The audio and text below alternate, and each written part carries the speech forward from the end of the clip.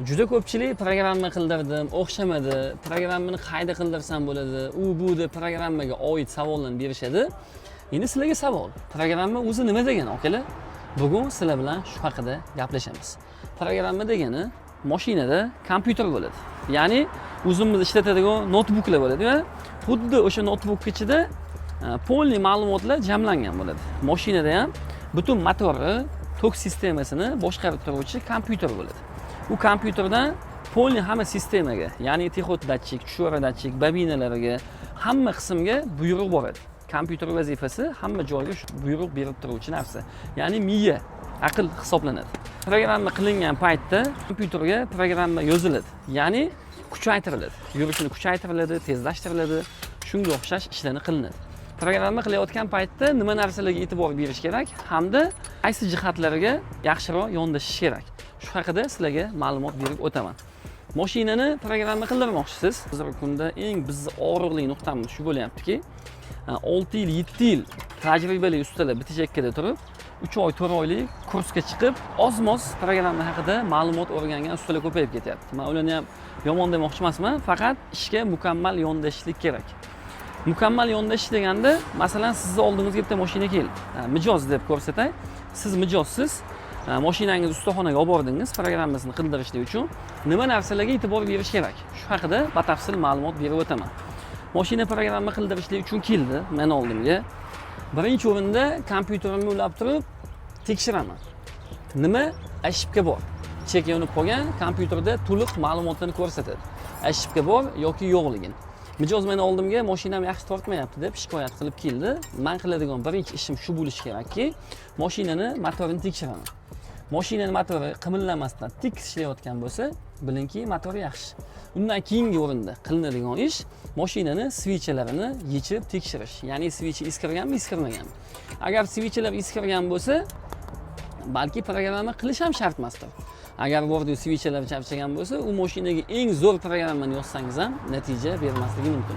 Shuning uchun birinchi o'rinda svicha hamda provodalarini yoki zamonaviy mashina bo'lsa, bobinalarini tekshirishdan boshlaymiz. Bobinasi zo'r, svichasi zo'r. Endi programma qilsak bo'ladimi? Yo'q, shoshilmaymiz. Ikkinchi o'rinda qiladigan ishimiz воздушный filtrlarini tekshirish. Ya'ni воздушный filtr vazifasi motor ichiga kirayotgan havoni filtrlab berish. Ya'ni o'ziga iflos havoni to'plab, toza havoni o'tkazib berish. Agar bu narsa to'lib qoladigan bo'lsa, motor ichiga yaxshi havo kirmaganligi uchun mashina yaxshi tortmaydi. Svicha hamda provodani vazifasi. Svichani vazifasini hamma bilsa kerak. Injektordan tushayotgan benzinni portlatib beradi. Ya'ni tok chaqqan vaqtda portlash hosil bo'ladi. Vazifasi shu. Agar charchaydigan bo'lsa, yaxshi portlash bo'lmaganligi uchun mashinani tortish pasayib qoladi. Provodalaning vazifasi esa svichaga tok uzatib berish, ya'ni bobinadan kelayotgan tokkni svichaga yetkazib berish. Agar bu narsalar charchaydigan bo'lsa ham, svichaga yaxshi tok kelmaganligi uchun svicha yaxshi tok chaqib bera olmaydi. Воздушный filtrlarni ko'ramiz, svicha provodalarini ko'ramiz. Endi bo'ldim, programma qilsak bo'ladimi? Yo'q, yana shoshilmaymiz. Undan keyingi o'rinda qiladigan ishimiz esa mashinani motorini quvvatini tekshirish. Bu narsani doimiy tekshirishlik shart emas. Ya'ni motor tik ishlayotgan bo'lsa, bo'ldi. Bu narsaga hojat yo'q. Ya'ni u shundoq ham normal.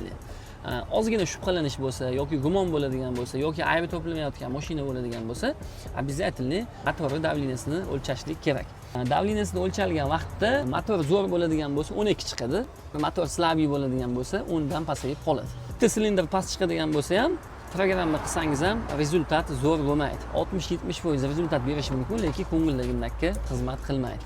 Bizni servisimizni programma yo'nalishi bo'yicha 4-pokoleniya, 3-pokoleniya gaz yo'nalishi bo'yicha mutaxassis ustamiz do'stim Oybek. Programma haqida qisqacha tushuntirish berib o'tdim. Mashina bizni oldimizga yurib kelgan paytda qanaqangi programma tushishligini qaydan bilib olamiz? Birinchi o'rinda aytib o'tganingdek, svichalar holatini tekshiramiz. Svichalar yaxshi holatda bo'lsa, motor quvvati yaxshi holatda bo'lsa, shunga yarasha qilib chip tuning orqali programmalarni soz holatga qo'yib sozlab beramiz. Chip tuning haqida qisqacha ma'lumot berib o'tamiz. Chip tuning afzalligi shundaki, programmani ichini ochib, motor quvvatiga yarasha zajig'anlarni xohlagan holatga qo'yib sozlasa bo'ladi. Ya'ni o'ta kuchaytirib ham o'rmaymiz, o'ta quvvatini pasaytirib ham o'rmaymiz. Tushunarli. Hozirgi kunda notebooklar orqali motor miyasiga yozib berilgan programmalarning ko'pi tayyor yasab qo'yilgan programma. Standart. Chip tuning esa xohlagan programmani ochib, ichiga kirib, kerakli bo'lgan joyini, ya'ni texotini yoki bo'lmasa tortishini yoki bo'lmasa boshqa narsasini o'zgartirsa bo'ladi. Ha, redaktor qilib, o'sha shofirga afzallik tomonlarini yaxshi holatga qo'yib, sozlab beramiz. Ko'pchilik shu chip tuning, programma, stage degan so'zlarni ko'p foydalanadi, lekin ma'nosi nimaligini ko'pchilik bilmaydi. Bu videoni qilishdan maqsadimiz nima? Ustaxonaga borib ish qildirayotgan mijozlarimizda tushuncha bo'lsin ish haqida. Ya'ni qildiryapsiz, pul to'layapsiz, ish sizni ko'nglingizdagidek chiqishi kerak. Shuning uchun ham bu ma'lumotlar albatta shofyor akalarimiz uchun foydali bo'ladi. Nexia Eurosons mashinasi. Bu mashinani ham shu yaxshi tortmayapti deb olib keldilar.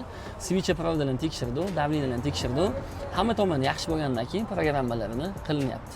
Videoni oxirigacha kuzatib boringlar. Albatta sizlar uchun manfaatli bo'ladi. Sizning mashinangizda qanday muammo bor? Kommentariyada yozib qoldiring. Shunaqangi foydali ma'lumotlarni o'tkazib olmaslik uchun bizga obuna bo'ling. Ish jarayonlarini sizlar bilan birgalikda polni kuzatib boramiz.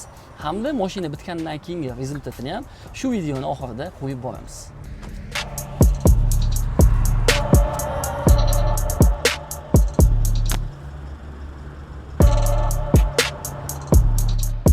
Programma jarayonida albatta aktaniga ham e'tibor berishimiz kerak. Ya'ni miyadan chiqqan aktan simiga universal relay montaj qilib qo'yamiz. Benzinga olganda benzin zajganasi 91 aktanda, gazga olganda 87 aktanda ishlaydi. Ya'ni ikki rejim. Benzinga olganda benzin rejimiga o'tadi, gazga olganda gaz rejimida ishlaydi. Mashinamizni ham ishlarini tugatib oldi. Soz holatda, programmalari idealniy bo'ldi. Motorga hech qanaqa zarar yetkazmaydigan Econom Stage 1 programmasi bilan darobotga bo'ldi. Natijani sizlar bilan birgalikda ko'ramiz.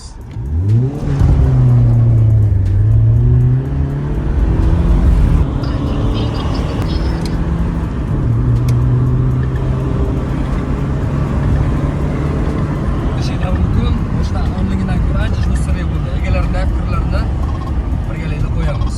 Xo'p, akalar, Nexia Eurosons mashinamiz ham tayyor bo'ldi. Qilingan ishlarni video davomida ko'rdinglar. Mashinani motor davleniyalarini o'lchab, switch pravdalarga tekshirib, gazlarni polni migrofka qilindi, 4-pokoleniya o'rnatilgan ekan. Programmalargacha qilib, mashinani zo'r tortadigan qilindi. Programmani keragidan ortiq kuchli yoziladigan bo'lsa ham motorga ziyon yetib qoladi. Motorga ziyon yetmaydigan qilib, programma tomonidan bekamko'z qilindi. Mashinani egalari bilan sinab, yurib tekshirib ko'rdik. Aka, yaxshi. Aka zo'r, bu kelguncha men ancha qiynaldim. Juda bo'g'ilib, tortishlar juda qiyin bo'ldi. Zo'r programma urib berishdi, hozir bir aylanib keldik, test qilib, menga yoqdi. O'zgarish bormi? Juda cho'q. Tortishlari Yer bilan osmoncha qoldi. Aka, sizga vaqtingizga bergan pulingizga rozi bo'lasiz. Xudo xolasa, bilasizlar, ishingizga omad. ishimiz yoqsa yaqindagi tavsiya qilib qo'yasiz. Xudo xolasa. Mijozning fikri doim qiziq. Men akamlarni birinchi marta ko'rib turibman. Instagram orqali kuzatib, ixlos qilib olib kelibdilar. O'sha ixlos qilib kelganlarga yarasha ishlarini bekamko'z qilib berishlikka harakat qilamiz. Insonchilik nimadir xato qilishligimiz mumkin, lekin xatoyimizni doim to'g'rilab kelganmiz. Mashina zo'r, nafaqat Nexia, barcha turdagi avtomobillarni tortishiga aloqador muammo bo'ladigan bo'lsa, programma xizmatlarimiz mavjud. Pastda nomerni yozib qoldiraman, bemalol kelib xizmatimizdan foydalanishingiz mumkin.